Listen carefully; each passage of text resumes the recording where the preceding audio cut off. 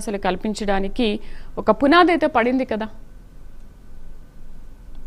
ఖచ్చితంగా ప్రైమ్ వీక్షకులకు ప్యానెల్లో ఉన్న పెద్దలకు మీకు కూడా గుడ్ మార్నింగ్ అండి. ఇప్పుడు రాజకీయాలు మాట్లాడదలిసింది ఏంటంటే ఈ రాజకీయ విమర్శలకే మనం పరిమితం అవుతా ఉంటాం. నేననేది ఏంటంటే ఆంధ్రప్రదేశ్ అనేది ఇంకా ఇప్పుడు విభజన తర్వాత చూసుకుంటే 11 సంవత్సరాల కాలంలో ఏం సాధించామంటే మనం పెదవి విరవాల్సిన పరిస్థితి. ఇప్పుడిప్పుడే ఒక పద్ధతి ప్రకారం అన్ని స్పీడ్ ఎందుకున్న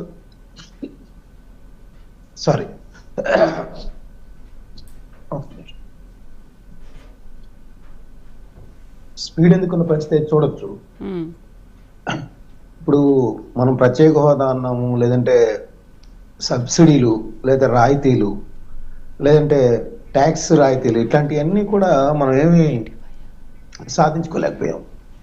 ఇప్పుడు సాధించుకున్నది ఏంటి అంటే ప్రతిరోజు కూడా మా హయాంలో వచ్చిందా, మీ హయాంలో వచ్చిందా, క్రెడిట్ చోరీ ఎవరు చేస్తున్నారు ఇది. కానీ మన నిరుద్యోగులకి మాత్రం ఉపాధి అందుతుందా అంటే అంత ఇదిగా ఉన్న పరిస్థితి కనిపించట్లేదు. ఇప్పుడు ఇక్కడ గ్రీన్ అమోనియాకి సంబంధించి చూస్తే ఒక్క నిమిషం మేడం,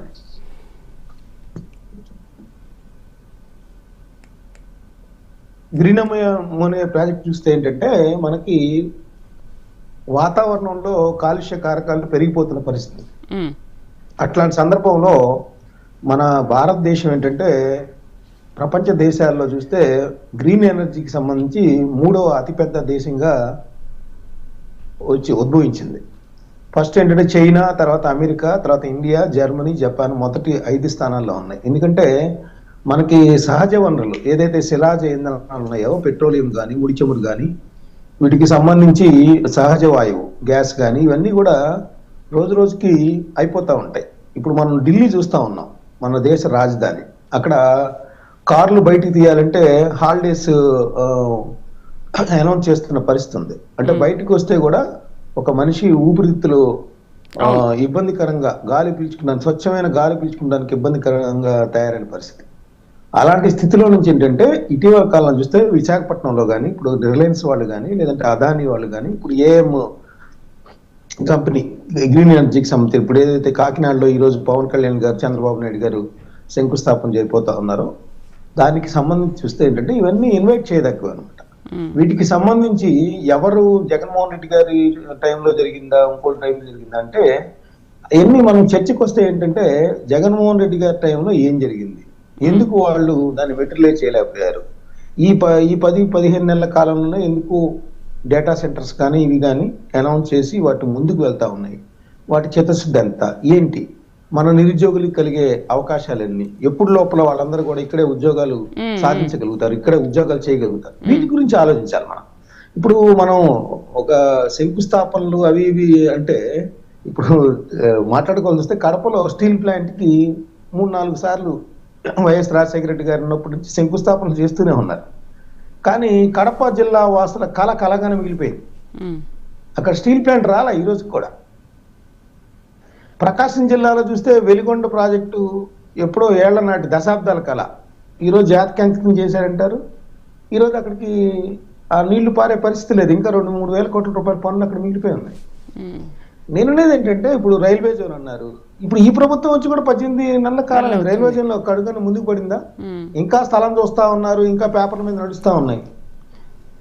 ఇప్పుడు ఆ ప్రభుత్వాన్ని ఈ ప్రభుత్వాన్ని రెండింటిని తిట్టాల్సిన పరిస్థితి ఉంటది. అది కాదు కదా కావాల్సింది. మీరు మెటీరియలైజ్ ఎలా చేస్తున్నారు, గ్రౌండ్ ఎన్ని అవుతున్నాయి ఏంటి, వీటికి సంబంధించి మనం కాన్సన్ట్రేట్ చేయాల్సిన అవసరం ఉంది.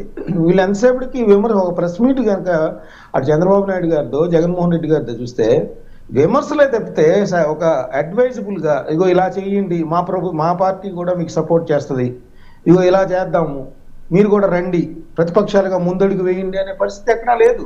రోజు కొట్లాడుకుంటూ వీలుంటే ఆ పారిశ్రామికవేత్తలను ఎవడన్నా పెట్టుబడి పెట్టేవాడిని కూడా బెదిరించడం, మీరు కనుక ఇక్కడ పెట్టుబడి పెడితే మేము వచ్చాక మిమ్మల్ని జైలుకి పంపిస్తానంటాం. ఇట్లాంటి ఇంకా ఒక అన్హెల్దీ సిచ్యుయేషన్సే ఆంధ్రప్రదేశ్లో ఉండటం చాలా అన్ఫార్చునేట్ థింగ్. దీన్ని మానుకోవాలి. ఇతర రాష్ట్రాలేమో ముందుకెళ్ళిపోతున్నాయి. ఇప్పుడు ఈ గ్రీన్ ఎనర్జీని తీసుకోండి, మనం 6వ ప్లేస్ లో ఉన్నాం. ఫస్ట్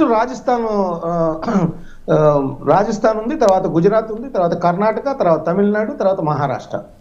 ఈ గ్రీన్ ఎనర్జీకి సంబంధించి మనం ఇన్ని ప్రాజెక్టులు, అదానీ గారు, రిలయన్స్, ఇప్పుడు ఏఎం గ్రీన్ అమోనియాకి సంబంధించి వస్తున్నప్పటికీ కూడా మనం ఇంకా 6వ ప్లేస్ లోనే ఉన్నాం. ఇన్ని సహజ వనరులు, తీర ప్రాంతం 933 కిలోమీటర్ల తీర ప్రాంతం ఉంది, అన్ని వనరులు ఉన్నాయి. కానీ మనం ఎంతసేపటికి రాజకీయ విమర్శలు వీటితోనే కాలం గడుపుతున్నాం తప్పితే ఒక కన్స్ట్రక్టివ్ వేలో వెళ్తున్న పరిస్థితి రాజకీయ పార్టీలు కనపట్లా. అంటే మొన్న పెట్టుబడులు తీసుకొచ్చే అంశంలో వాళ్ళంతా వెళ్ళిపోతా ఉన్నారు. ఇప్పుడు వస్తేనేమో మనం ఇండస్ట్రియలిస్టులు వస్తా ఉంటే మళ్ళీ వచ్చే ప్రభుత్వం ఏదొస్తుందో, మనం బిల్స్ ఇస్తారో లేదో, లేదో మన కంపెనీలు ముందుకు వెళ్తాయో లేదో, ఆగిపోతాయా, వాళ్ళు బెదిరిస్తున్నారు. ఇలాంటి పరిస్థితులు నెలకొంటాం. ఇక్కడ ఉన్న చదువుకొని దాదాపు 400 ఇంజనీరింగ్ కాలేజీల నుంచి బయటకు వస్తా ఉన్నారండి. ప్రతి సంవత్సరం లక్షలాది మంది వస్తా ఉన్నారు ఇంజనీరింగ్ గ్రాడ్యుయేట్స్. ఇక్కడ ఎవరు ఉండే పరిస్థితి లేదు. వీటి మీద కాన్సన్ట్రేట్ చేయండి జగన్మోహన్ రెడ్డి గారు, చంద్రబాబు నాయుడు గారు, పవన్ కళ్యాణ్ గారు. మనం రాజకీయ విమర్శలతోనే కాలం గడపద్దు. ఎవడో ఒకటి తీసుకోండి క్రెడిట్, మీరు క్రెడిట్ తీసుకోండి, ఎవరు వద్దంటట్లేదు. ముందు అసలు గ్రౌండ్ కానివ్వండి ఇండస్ట్రీస్ ని, మన పిల్లలు ఇక్కడే ఉద్యోగాలు చేయనిచ్చేలాగా చేయనివ్వండి. ఇట్లాంటి సిచ్యుయేషన్స్ అనేది మీరు కాన్సన్ట్రేట్ చేయాలి. ఇప్పుడు రేషన్ బియ్యమే ఉంది, ఇందాక మీరు మాట్లాడారు. రేషన్ బియ్యం అనేది నిజంగా మాఫియా. ఆ మాఫియాని ఈ రోజు కూడా ఎవరు బద్దలు కొట్టలేకపోయారు. పవన్ కళ్యాణ్ గారు చేసింది ఏంటంటే, ఇదిగో ఇక్కడ ఒక మాఫియా జరుగుతోంది, ఇంత పెద్ద ఎత్తున జరుగుతుంది, రోజు ప్రజాప్రతినిధులు కానీ అధికారులు కానీ దానిలో కూరుకుపోయారు, దానిలోంచి బయటికి తెద్దాం, దానిలోంచి బయటికి తీసుకొద్దాము, మీరందరూ కూడా దీని చైతన్యవంతులు కండి అన్నాడు. దాన్ని కూడా ఆయన విమర్శిస్తారు. ఏంటంటే ఆయన సీజ్ తీసి చిప్ అన్నాడు చెప్తే సీజ్ చేయలేదని. సీజ్ చేశారు అని ఆ మాఫియా ఎంతగా వేళ్ళునుకొని ఉందంటే అది బద్దలు కొట్టలేని స్థితికి వెళ్ళిపోయింది. ప్రతి పార్టీ వాళ్ళు ఇన్వాల్వ్ అయ్యారు, ప్రజలు కూడా ఇన్వాల్వ్ అయ్యారు. ఎందుకంటే వాళ్ళకి బియ్యం అవసరం లేదు, వాడు రాగానే వాళ్ళకే అమ్మేసుకుంటున్నారు ఈ రోజుకి కూడా. అది అంతగా వెళ్ళిపోయింది. ఒక దురాగతాన్ని, ఒక అరాచకాన్ని చేయాలంటే ముందు చైతన్యవంతులు కావాలి ప్రజలు, ఆ తర్వాత వాటిని మనం బద్దలు కొట్టగలం. ఆ విధంగా తీసుకురావాలి తప్పితే మనం ఒక మంచి ప్రయత్నం చేసినట్టు కూడా ఆయన కూడా చేస్తే ఎట్లా ఉంటుందంటే ఇంక ఇట్లానే ఉంటుంది. ఎప్పుడు కూడా ఆ మాఫియా అలానే కంటిన్యూ అవుతా ఉంటుంది.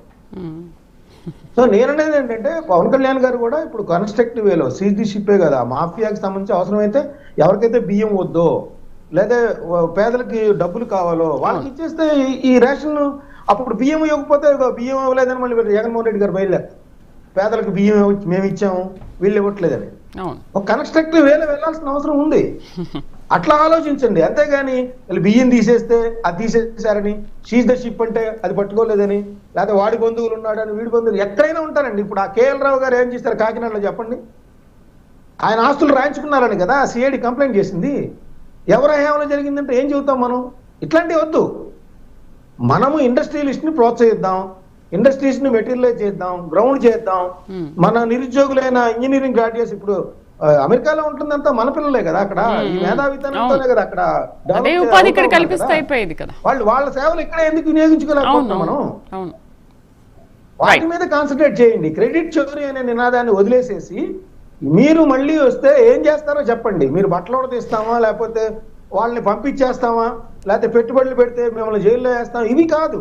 మీరు ఏం చేస్తారు, వాళ్ళని ఎలా ప్రోత్సహిస్తారు, ఇలా ఆలోచన చేస్తే కొద్దిగా మనం భవిష్యత్తు అనేది కొద్దిగా అందంగా కనిపిస్తుంది. లేకపోతే ఆంధ్రప్రదేశ్ అంటే ఒక భయంతో కూడిన వ్యవహారంగా నిలిచిపోయేలాగా రాజకీయ నాయకులు చేయొద్దు అనేది అన్ని పార్టీలకి నేనైతే కోరుతాను. రైట్. వేణుగారు ఏమంటారు? ఇవన్నీ హామీలు శంకుస్థాపనల వరకే పరిమితమా, లేకపోతే ఇంప్లిమెంట్ చేసే దిశగా అడుగులు వేస్తున్నారా లేదు? ఎందుకంటే ఎక్కడికక్కడ మేము పెట్టుబడులు తీసుకొస్తున్నాము, పరిశ్రమలు స్థాపిస్తున్నాము, మాకు బిజినెస్ మ్యాన్స్ అందరూ కూడా వస్తున్నారు, ఇంట్రెస్ట్ చూపిస్తున్నారు ఏపీ మీద అని అంటున్నారు. అండ్ మొన్న పెట్టుబడుల విషయంలో కూడా ఏపీ